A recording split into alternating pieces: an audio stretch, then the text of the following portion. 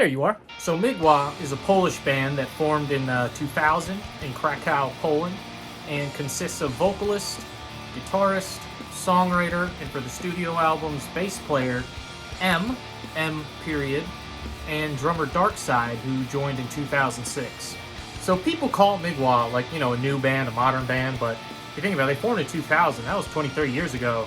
It's not really that modern, but the main reason they're heralded as kind of like a new band that's really good is they had two albums, with Hearts Towards None in 2012 and Exercises in Futility in 2015, both of which we'll be talking about, and the latter of which is actually heralded as kind of like, well, at least I've seen it heralded online as a bit of like a modern day classic, kind of along the veins of Day Mistress on Satanas, however you say that, A Blaze in the Northern Sky, In the Nightside Eclipse, etc.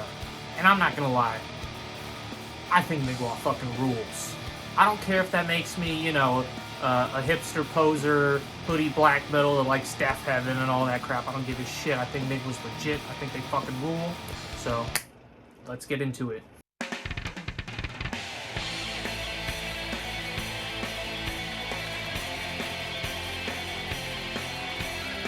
Now, part of the reason I'm kind of skipping the EPs is, like I said, they are decent. They're not bad. It's just for me, and I know this is a cliche that gets used a lot, but I think Mgla really is kind of one of those bands where, like, the albums are kind of written, and I believe they're meant to be interpreted, I guess, as kind of a cohesive whole. It's not like a collection of 10 albums, and I wouldn't say it's necessarily like a concept album either. And again, I'm not trying to be a pretentious music guy, like, oh, you have to listen to music this way, you're listening to it the wrong way. I don't really give a shit. Listen to music however you want. It's just my understanding is that that's how Mgla write their albums. For Groza, for example, there's 4 songs on the album. It's Groza 1, Groza 2, Groza 3. You get the gist. One of the things that I really like what bands do is when they basically just kick into the album no nonsense, and that's basically what the song does. It's a very simple riff, but in conjunction with the vocals, it's just something about it is just very infectious, very catchy to me.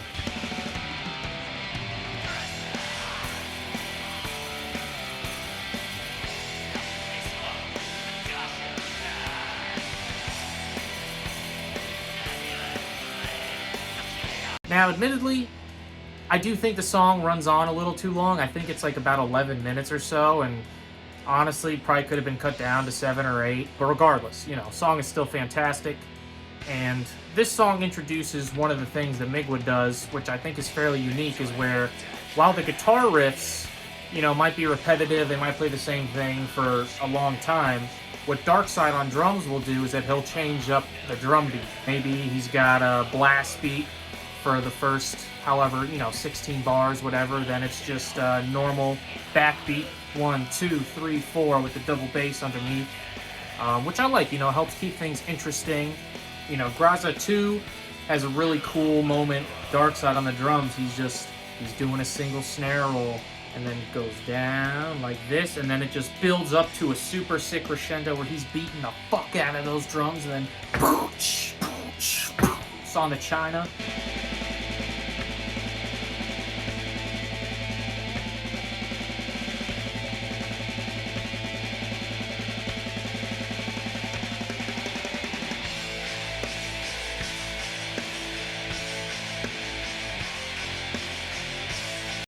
And M's like, Groza! I mean, the lower register doesn't suit me well, I'm sorry. But I really like when songs have moments. That crescendoing snare roll into M just screaming Groza and shit.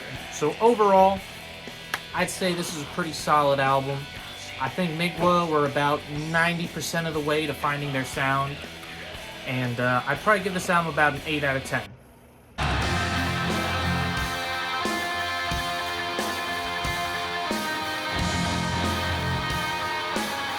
So would Mgla's second LP be a sophomore slump, or would they double down on the hateful nihilism? I think you can tell in the tone of my voice which camp this album falls into. Very good album, very solid. Also, in my opinion, not Mgla's best, which Metal Archives would have you believe. But, you know, it is solid. If someone said it was their favorite, it's not really something I wouldn't really argue against. The production quality was amped up for this album. The bass drum sounds less like banging a baseball bat on a dirty mattress and more like a bass drum. I also feel like this is the album where Mgla really finds their sound. You know, granted they were already like kind of 90% there, like I said before. With this album, just the songs feel a bit slightly more developed. They actually made some songs that weren't 10 minutes long and were like 4 minutes, which I think is good. I think too many black metal bands just want to write long songs, even though they don't got the chops to do it.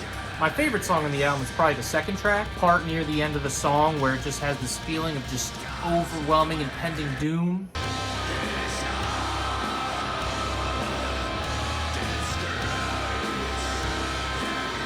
Overall, you know, very solid release. I'd give it about 8.5 out of 10.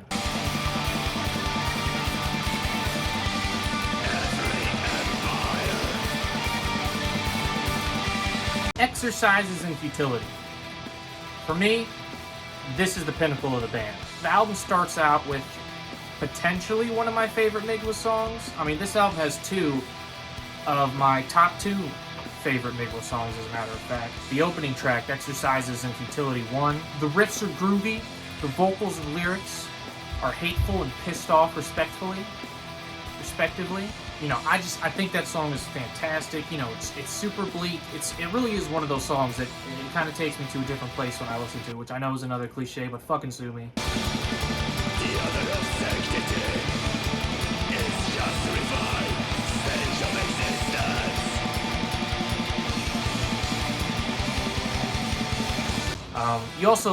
You can't fail to mention Exercises 5. And the funny thing is, you know, it's an 8-minute song that only has like 3 riffs in it, but again, this is where Dark Side comes in with the drums and kind of spruces up the riffs. You know, he does these bell hits. I don't know how many of you know drums, but like a ride bell. And he's like doing that while he's playing drums and doing double bass, and I've been trying to figure out what pattern he's been playing. I think it's a paradiddle, but I'll be honest, I don't really know.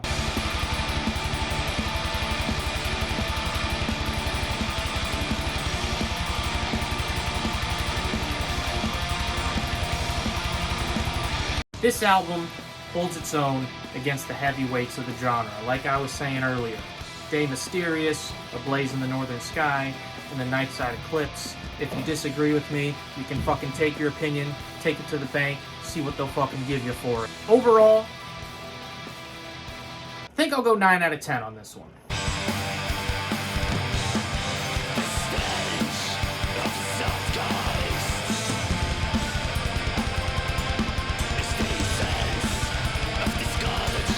So as of recording this video, Age of Excuse is the latest Mgla release, which came out in 2019.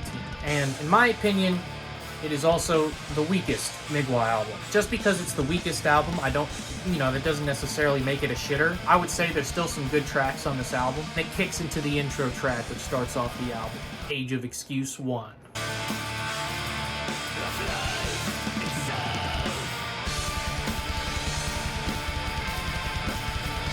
However, once you get past track 3 on this album, there's 6 tracks total, I feel like it kind of tapers out.